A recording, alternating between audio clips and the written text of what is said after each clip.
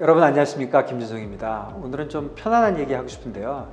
여러분들 그 인생을 이렇게 막 여러 가지 기준으로 나누잖아요. 특별한 건 아닌데 그냥 돈을 언제 벌고 언제 준비하고 그렇게 하면 한 30년씩 나눠서, 요즘 뭐 100살까지 산다고 하니까 한 30년씩 나눠보면 태어나서 한 30살까지, 그 다음에 30에서 60까지, 뭐 60에서 90까지 이렇게 한번 나눠보면 한 30살까지는 뭔가 이렇게 준비하는 시기, 그러니까 돈을 벌기 위해서 준비하는 거죠. 뭐 몸도 커야 되고, 이제 교육도 받고, 이제 그런 걸 하는 거죠. 뭐 군대도 갔다 오고, 모든 걸 준비하면은, 예전에는 우리 때는 한 25살이면 취직했거든요. 근데 요즘은 뭐 늦어져갖고 한 30살 돼야 되더라고요. 어쨌든 이 준비 시기에는 이제 돈을 벌기 위한 이제 준비를 쭉 하는 거죠. 그러면 이제 취직을 한 30살에 했다고 치면, 뭐 취직을 하든 뭐 개인 사업을 하든 뭐를 하든 간에, 그러면 대개 보니까 한 60까지, 30에서 60까지는 이제 돈을 벌게 돼요. 많이 벌 수도 있고 적게 벌 수도 있고 하지만, 그때 동안 이제 굉장히 활발한 이제 경제 활동을 하는 거죠.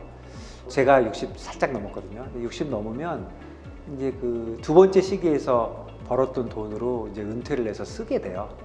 결국은 첫 번째 시기에 경제적으로는 대개는 부모님한테 서포트 받는 거죠. 뭐 그리고 자기가 60살이 넘으면 그 돈도 자기 30대에서 60대에 벌은 돈으로 이제 쓰게 되는 거죠. 30년을 차이로 세대가 변하니까 이제 또 자기 아래 세대를 이제 돌봐주고, 뭐 이런 식으로 뭐 순환이 되어 간다. 너무 간단하게 단순화했지만 뭐 그런 것 같아요. 저도 보니까 뭐 한 25살까지는 준비를 하고, 그 다음에 한 30년 일을 하고, 제가 직장 생활 딱 30년 했거든요. 30년 하게 되고, 또 이제 60 넘어서는 아무래도 뭐 그 돈 가지고 놀게 되고 이렇게 되는 건데, 그래서 한번 생각을 해봤어요. 사람들이 돈을 버는 게 어떤 게 있나 생각을 해보면, 이것도 그냥 단순하게 그냥 제가 생각해 보는 건데, 한 세 가지 있는 것 같아요. 하나는 기본소득, 지금 말씀드린 대로 그 준비 시기 30년 동안 준비를 해가지고 그 활동 시기 30년 동안 본업을 하는 거죠. 자기 본업으로 번 돈. 취직한 사람들은 월급 받은 거였을 거고, 장사한 사람들은 자기 장사한 돈, 뭐를 했든 간에 그때 자기 직업으로 번 돈이 있어요. 그게 이제 제일 큰 거고, 두 번째 소득은 집이에요. 사는 집. 30살 넘으면 집을 살 가능성이 많잖아요. 물론 전세를 가거나 월세를 가는 건 또 다 투자의 일환이라고 저는 생각을 해요. 그러니까 뭐 이렇게 부동산 투기하는 거 말고, 부동산 투자하는 거 말고, 이건 자기가 그냥 사는 집 때문에 할 수 없이 투자가 된 거예요. 그게 전세가 됐던 뭐 집을 샀든 간에. 그런데 이게 집은 뭐 어차피 한 군데서 사는 거니까 이게 무슨 돈하고 관계 있냐 이런 생각이 들겠지만, 사실 자세히 생각해 보면 안 그래요. 예를 들어서 어떤 사람은 그냥 우연히 강북에 집 한 채 사가지고 평생 30살부터 60살까지 일을 했고, 어떤 사람은 우연히 강남에 집을 사가지고 30년 일을 했는데 60살에 딱 은퇴하려고 보니까 강북집은 10억이고 강남집은 30억이라면, 그러면 사실 20억 차이가 생긴 거잖아요. 처음에 살 때는 둘 다 예를 들어서 3억에 샀는데, 얼마든지 가능한 얘기예요. 제가 재미난 얘기 하나 드리면, 제가 홍콩 가서 일한 적이 있는데, 홍콩에서 일했다가 98년에요. 그 아시아 크라이시스 일어나면서 거의 다 싹 다 망했어요. 그러니까 홍콩에서 일하던 한국 사람들 전부 대부분 다 이제 한국에 들어오게 되고, 한국은 또 그때 IMF라 그래가지고 뭐 똑같이 난리가 났을 때예요. 그때 저와 같이 홍콩에서 이제 IB에서 일하던 친구가, 저는 다시 서울에 와서 일을 했는데, 그 친구는 그때 이제 홍콩 거의 잡이 없었어요. 그러니까 자기는 이참에 잘 됐다. 직장생활 그만하고 홍콩에서 그 부티크라고 해서 파이낸셜 관련된 일을 하는 건데, 자기 사업 하는 거예요. 그런 거 중국 사람들이랑 같이 한번 해보겠다. 미국 애들이랑 같이 해서. 그래서 부티크 시작했어요. 그래서 그 친구도 얼마 전에 이제 은퇴했어요. 그러니까 그때부터 한 20년 좀 넘게 한 거죠. 그래서 내가 한번 물어봤어요. 너 20년, 25년 동안 뭐 돈 좀 많이 벌었냐? 그랬더니 뭐 너한테만 얘기해 주는데 하면서 하는 말이, 자기가 사실 부티크에서 버는 돈은 거의 없대요. 거의 본전 정도 했대요. 자기 생활비도 다 못 벌었대요. 그냥 그런 대로 갔지 별로 번 게 없는데, 그 친구 지금 굉장히 괜찮아요. 그 이유가 뭐냐면, 홍콩에서 이제 그 시작하면서 뭐라고 그랬냐면, 자기는 홍콩에서 계속 살 거고, 그 다음에 뭐 자기는 어차피 돈 많이 벌 거니까 그냥 집을 사겠다 하면서 그때 홍콩에서 US 달러로 한 100만 불 정도 되는 집을 샀어요. 그러니까 한 10억 정도 된 거죠. 그렇지만 홍콩에서도 당시에 100만 달러면은 작은 집은 아니었어요. 그거 얼마 전에 걔 은퇴할 때 1000만 불에 팔았어요. 그러니까 거기서 900만 불 남은 거예요. 근데 그 집에서 내내 살았어요. 그동안 편하게 산 것도 있지만 결국 은퇴할 때 그게 1000만 불이 남아서 다시 10억짜리 집으로 가니까 뭐 90억이 남은 거예요. 그러니까 이게 뭐 어떤 애가 잘 됐더라 이런 얘기를 하는 게 아니라 이렇게 투자하는 부동산이 아니라 자기가 살았던 집이 이게 은퇴할 쯤 되면은 이게 좀 사람을 말을 해줘요. 그러니까 집에서 사는 집 투자가 잘 돼 있는 사람들은 뭔가 옵션이 많이 생겨요. 뭐 홍콩에서 살까? 뉴욕에서 살까? 서울의 강남에 살까? 뭐 얼마든지 가능해지는데 그게 제대로 안 된 사람들은 서울에서 살면 집값이 너무 많이 올라서 안 되고 지방으로 내려가야 되고 또 어디 시골 가서 살아야 되고 물론 시골이 좋아서 갈 수도 있는데 그런 선택의 문제가 아니라 어쨌든 사는 집 투자를 잘 해놓으면 특히 은퇴가 됐을 때 한 60세 근처에 세 번째 시기로 넘어갔을 때 그 뭔가 옵션이 많이 생겨요. 그래서 여러분들 사는 집 투자도 잘 해야 된다. 그러니까 월세로 갈지 전세로 갈지 집을 살지 분양을 받을지 이런 거 잘 하셔야 돼요. 근데 제가 이런 말씀을 오늘 드린 이유는 그 세 번째 때문에 그래요. 금융투자. 이제 금융투자를 해서 돈을 또 벌잖아요.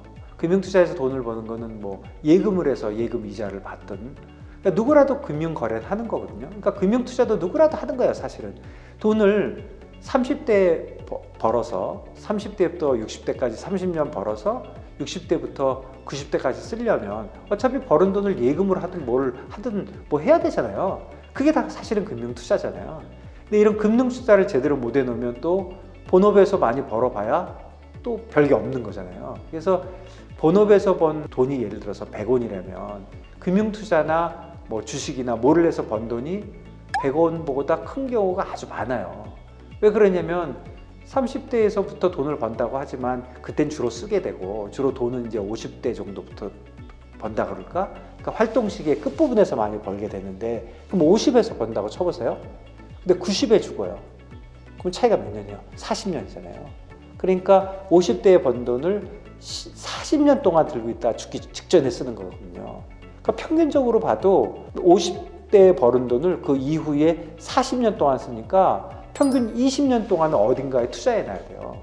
그러니까 사실 투자가 엄청 중요한 거죠. 그리고 제가 보니까, 그 경험으로 보니까 이 기본소득, 그러니까 30에서 60까지 자기가 받은 월급, 자기가 벌은 돈의 총 합이 예를 들어서 아까 얘기한 대로 100원이라면 그때부터 이자, 뭐 배당, 뭐 뭐든 간에 그런 금융 투자에서 얻은 소득 사실은 뭐 부동산 투자도 여기에는 이제 들어가는 거죠. 자기가 사는 집 말고 다른 데 투자한 거 이런 것들이 100원보다 큰 경우가 많더라고요. 그러니까 결국은 금융 투자를 엄청 잘해야 되는 거예요. 그럼 아까 제가 사는 집 투자, 두 번째 투자도 되게 중요하고 세 번째 금융 투자도 중요한데 두 번째 투자와 세 번째 투자를 한번 비교해 보시면 큰 차이가 있어요. 그게 뭐냐면 두 번째 투자는 전혀 이렇게 플렉서블 하지가 않아요. 예를 들어서 집은 마음대로 옮길 수 있을 것 같지만 직장 옆에 있어야지. 직장이 부산인데 서울에 살 수 있나요? 그 다음에 애들도 있잖아요. 자꾸 이사 다닐 수가 없어요. 애들이 있는데. 그리고 나는 조그만 집에서 살면서 뭐 다른 걸 해봐야지 그렇지만 애가 2명, 3명 생겨버리면 집에 기본적으로 어느 정도 사이즈는 있어야 되잖아요. 그런 게 있기 때문에 이 사는 집 투자는 굉장히 다양할 수도 없고 그리고 플렉서블 할 수도 없어요. 그냥 묶여 있는 거예요. 그러니까 어떻게 보면 좀 운이에요. 그렇지만 내가 뭐 잘해야 되는 건 사실인데 금융투자는 이런 면에서 보면 첫 번째 굉장히 플렉서블하죠.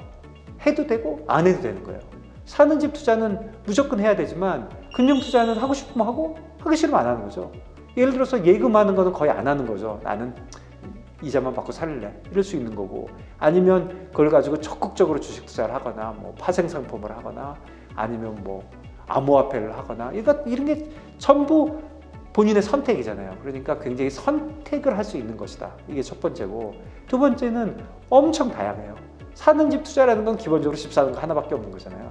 그런데 이 금융 투자는 뭐 지금 말씀드린 대로 주식, 채권, 뭐 암호화폐, 원유, 금 뭐든지 할 수 있고 또 한국의 시장, 미국의 시장, 유럽의 시장 다 할 수 있고 또 현물도 할 수 있고 옵션도 할 수 있고 파생상품도 할 수 있고 그러니까 엄청 다양해요. 엄청 다양한 그 두 가지 차이. 그러니까 하나는 언제든지 자기 선택으로 할 수 있고 다양하다.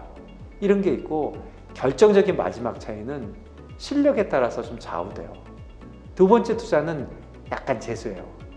첫 번째 기본소득은 예전에 자기가 그 30년 동안 준비한 거에 대한 결과일 수가 있어요. 그리고 개인의 노력에 굉장히 많이 달려 있어요. 또 시간도 많이 써야 되고. 그런데 금융투자는 시간보다는 뭐랄까 능력이거든요. 그러니까 금융투자를 잘 한다면 사실 굉장히 남는 장사죠. 30년 동안 준비한 것도 오랜 시간을 쓰지도 않고 그리고 또 몸으로 노력하는 것도 아무래도 적고 또 뭐 꽉 묶여있는 사는 집 투자도 아닌데 마지막에 가면은 결과를 크게 차이를 내는 거죠. 그래서 사실 금융투자가 모든 사람한테 중요하다. 그래서 좀 마무리를 해보면 글쎄요, 시기를 세 개로 나누면 준비하는 시기, 활동하는 시기, 은퇴하는 시기가 있고 그다음에 돈 버는 루트로 보면 자기 생업에서 버는 기본소득, 그다음에 사는 집 투자에서의 결과, 그리고 금융투자가 있는데 이 중에 금융투자가 만만치 않게 중요하다. 그 이유는 금융투자는 본인의 선택에 의해서 할 수 있고 할 수 있는 방법이 다양하고 세 번째는 그 기술에 의해서 투자를 이해하는 것에 따라서 결과가 크게 차이가 날 수가 있다. 뭐 그런 차이가 있다고 생각합니다. 그래서 여러분들 금융투자 관련된 지식이 늘어난다면 인생의 재산에 관련돼서도 확률적으로 또 실질적으로 좋은 결과를 가져올 수도 있다. 그런 말씀 드립니다. 그래서 이런 금융투자에 대해서 진짜 투자의 기술 뭐 그런 게 있는지 없는지 또 있다면 무엇인지 또 그게 내가 실제로 투자하는데 어떤 효과가 있을 수 있는지 그런 얘기를 유튜브에서 하나씩 천천히 해보도록 하겠습니다. 여러분 기대해 주십시오.